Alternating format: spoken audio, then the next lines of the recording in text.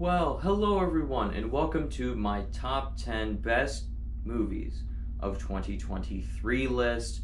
Yesterday, I posted my top 10 worst films of 2023. Today, we're doing my top 10 best.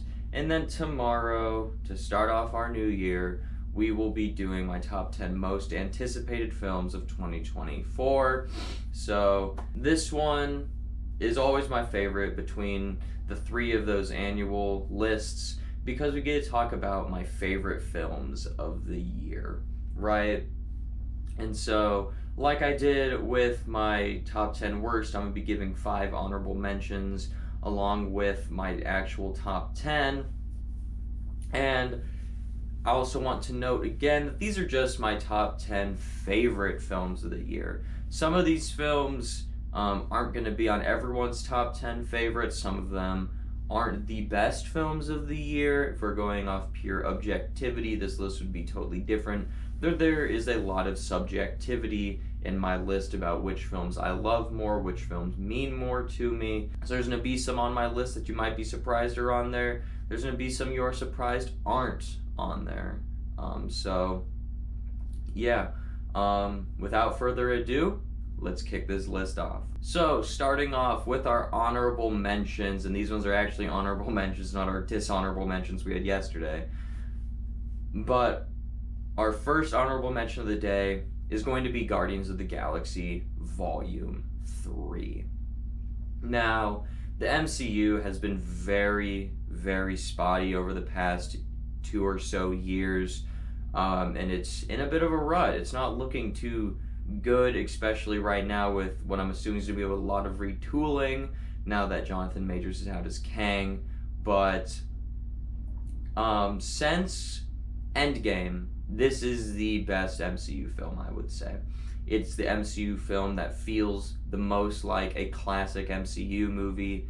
Doesn't have all the weight of a whole universe on it. It's just trying to be an amazing send-off for the Guardians of the Galaxy, and it succeeds at that. I really enjoyed what they did with Rocket in this film. It's a darker MCU film. The soundtrack's awesome. The action sequences are awesome. It just reminds me of what a classic MCU film is, and it just really made me happy to see this film and just finally be able to be like, yes, this is what the MCU should be. Our next honorable mention is going to be The Flash. I know a lot of people hated this film, but I really, really enjoyed it.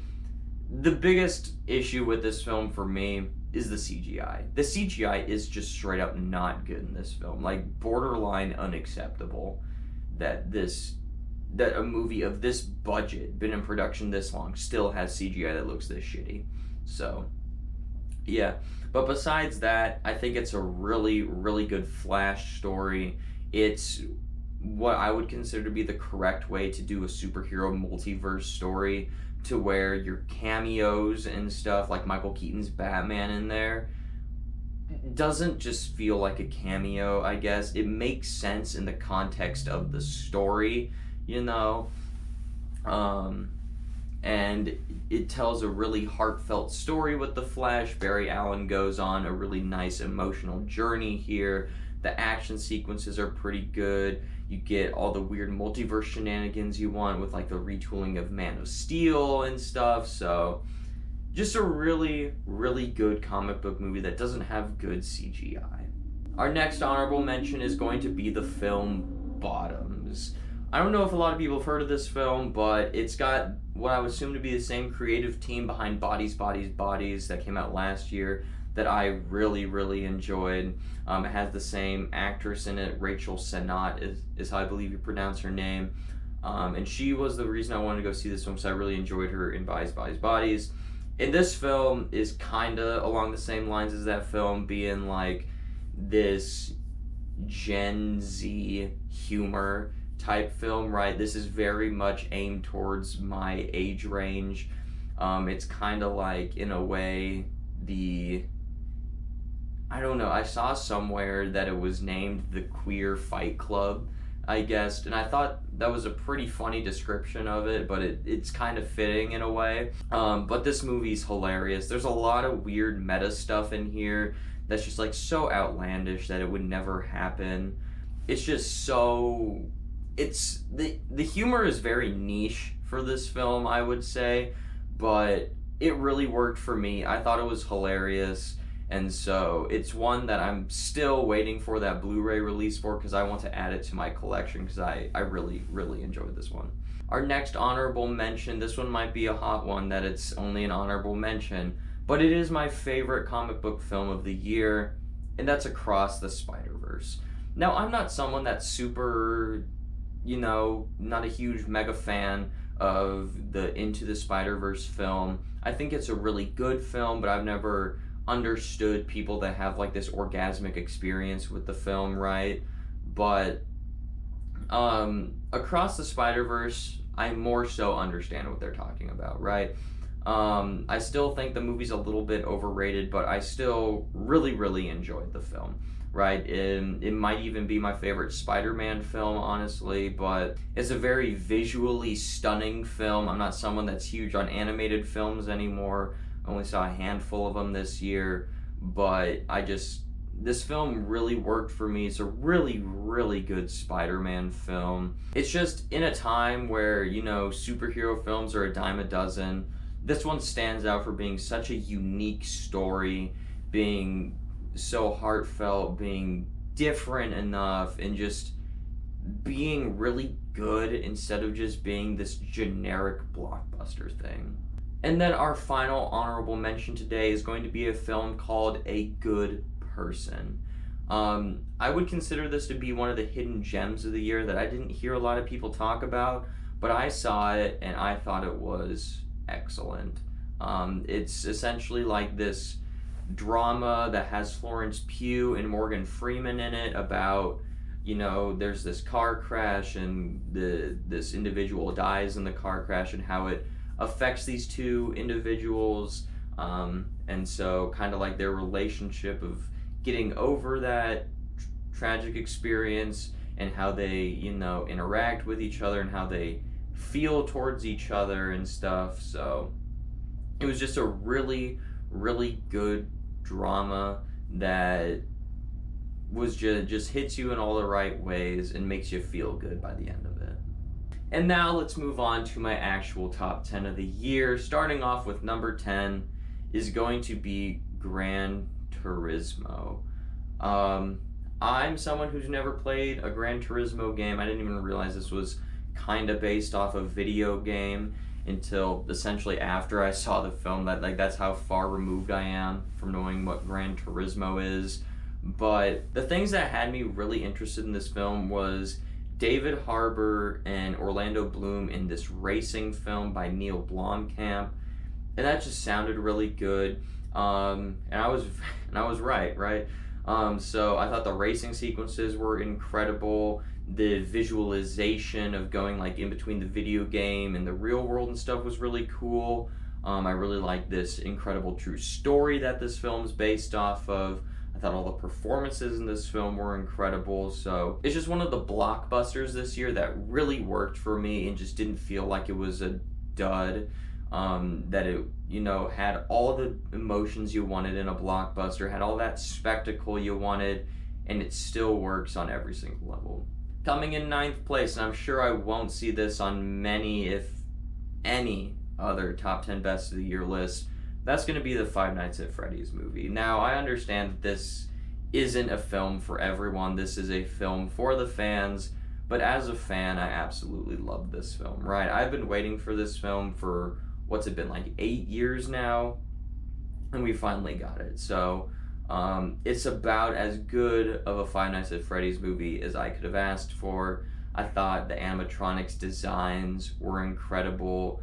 The amount of Easter eggs and just fan service in this film was amazing for a fan, but if you're not in the loop, I understand why it didn't quite work for you. I mean, the story's pretty generic at times, pretty cyclical, but as a fan, this film hit every single note that I needed it to checked all the boxes I wanted it to, and it deserves to be this high on this list. This is the movie this year that brought me the most happiness, that brought me the most joy. The only movie I saw 3 times in theaters this year was this film. I just absolutely loved this film, and I can't wait for Five Nights at Freddy's 2, because this movie was insanely successful at the box office. Coming in 8th place is going to be Dumb Money. This GameStop stock movie. There's like a comedy in there too that's based off real events. I thought the trailers for this one looked interesting, has a pretty stacked cast, and I saw it, and this movie was just so funny. All these quirky side characters and stuff, just a really interesting story. Just, I don't know, it just really worked for me because of just how funny it was. There's just so much odd stuff in this film. I just really dug the whole story of just the internet destroying the stock market, essentially, just because they chose the stock of GameStop. I vaguely remember when this actually happened, and so kind of seeing this put into movie form and getting all these other details was pretty interesting, but I just had a blast with this one at the theaters, and so since I've seen it, it's been very high up on my list this year. Coming in 7th place, wow, who saw this movie coming? Godzilla Minus One. This movie came out of nowhere. Like, just maybe a few weeks before this came out, there's like this new Godzilla movie's coming out. This new Japanese Godzilla film's coming out, actually. And so I went to see it, and I was just, like everyone else, blown away at how incredible this film was. Like, the character work in this film's incredible. I mean, you get all the Godzilla action you want, but it's more of a character-driven story, and that's incredible. Just how different it is from all the other Godzilla films. The thing that stands out for me is the way they choose to go after Godzilla was really unique. And Godzilla is a villain in this film. You know, he's not like this anti-hero that the MonsterVerse films have made him out to be. No, Godzilla is genuinely terrifying in this film, and so this is the best Godzilla film I've ever seen, and probably the biggest surprise of the year for me. Coming in 6th place is going to be our boy David Fincher with The Killer. This, I guess, apparently direct-to-streaming movie, but I saw it in theaters, so not direct-streaming, whatever. David Fincher, awesome movie. Essentially, Michael Fassbender is playing this hitman, right? Something goes wrong, and now he's got to clean up his trails or whatever. I really like Michael Fassbender, or Fassbender, whatever. Same thing, right? I really like David Fincher, and so just as a David Fincher thriller, it was really good. Getting to see Michael Fassbender kick some ass in this film was awesome. Just really clever stuff, I thought, in this film, too, like the way he chooses to go about going after all these people, essentially. I thought was really unique. And so it's a movie I've been meaning to rewatch. I just have been really busy over the past few months. But yeah, it's one, I believe it's on Netflix. So if you haven't seen it, definitely go check this out on Netflix. I don't think you'd be disappointed. Starting off our top 5 with Mr. Cinema himself, Martin Scorsese's Killers of the Flower Moon. Wow, this movie is an incredible true story that is very tragic to watch as well. Really, my only gripe with this film is the runtime. 3.5 hours is pretty damn long. Somehow I made it through watching this without getting up to go to the bathroom or anything, but just an incredible movie, incredible performances all around from everyone. Just a movie that's a really good story, but also makes you kind of sick, that knowing that this stuff actually happened, right? I mean, it's Martin Scorsese at the top of his game. You have awesome actors like Leonardo DiCaprio, Robert De Niro, and then the standout Lily Gladstone in here.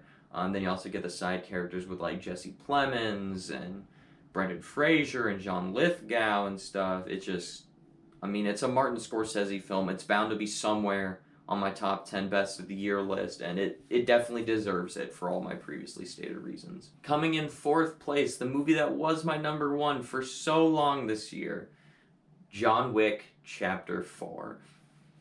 Wow. The John Wick franchise, like John Wick, does not miss. Like, every single one of these films is consistently amazing. It's easily in my top 5 favorite franchises of all time. I mean, I have my John Wick display thingy up there. Adore the first 2 films. Love the third one, and this one is no exception. I love this film too.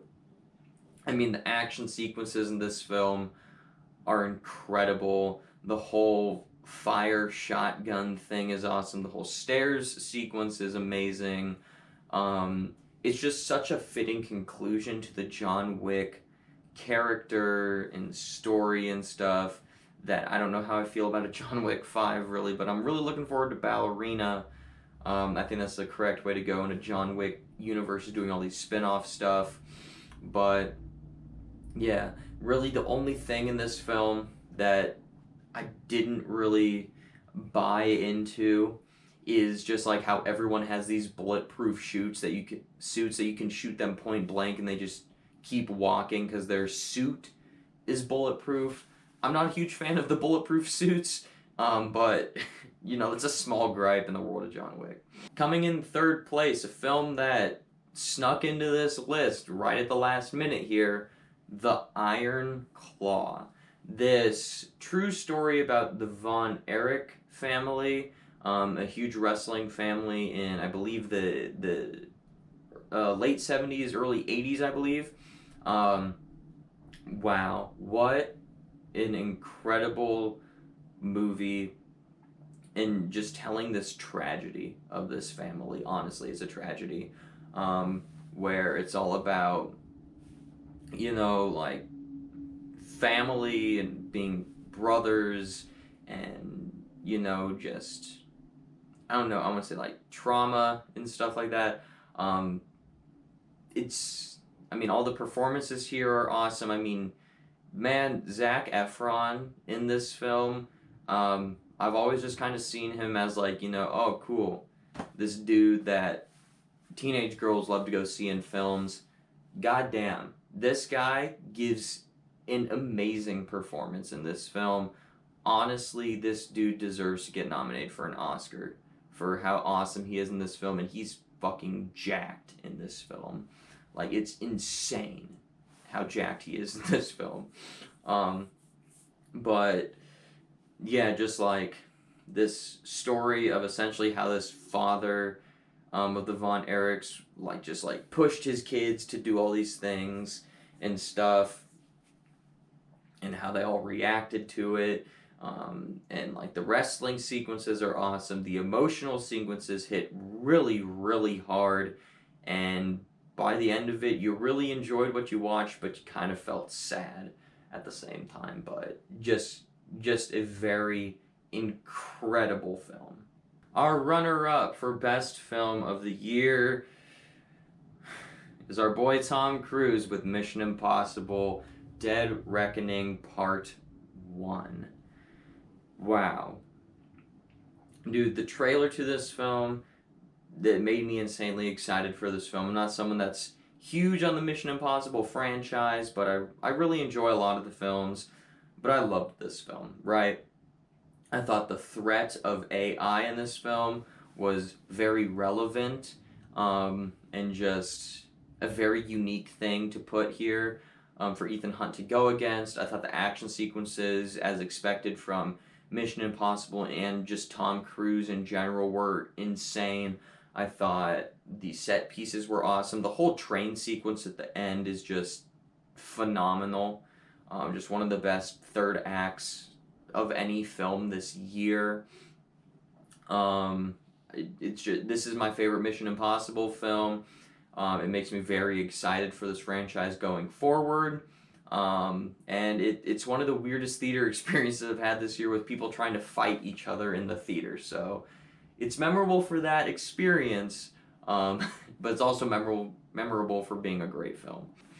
But the movie that deserves my trophy, my award for best film of the year, is going to be The Holdovers. This very heartwarming, classical movie. This movie is just such a heartwarming film that I think is going to make its way into my holiday movie rotation every single year. It's just such a feel-good movie where you have this teacher that's a bit of a grump, gets stuck watching the kids that can't go home over winter break at the school he teaches at, this academy. And through a series of events, only one kid remains, and it's about how this kid and this teacher who go at it all the time, are very different, learn to bond with each other, and he kind of doesn't become a grump anymore. They learn to care for each other, and it's just such a heartwarming story. It's a movie that it's not a flashy movie. There's none of these huge spectacles about it. None of that. I'd be surprised if there's a single shot of CGI in this film. It's just such a well-executed, dramatic comedy that is like if a movie could be a hug. That's what this film is. It's just the movie that made me feel good the most this year. So, The Holdovers is my pick for the best movie of 2023. So what did you think of my list of the best movies of the year?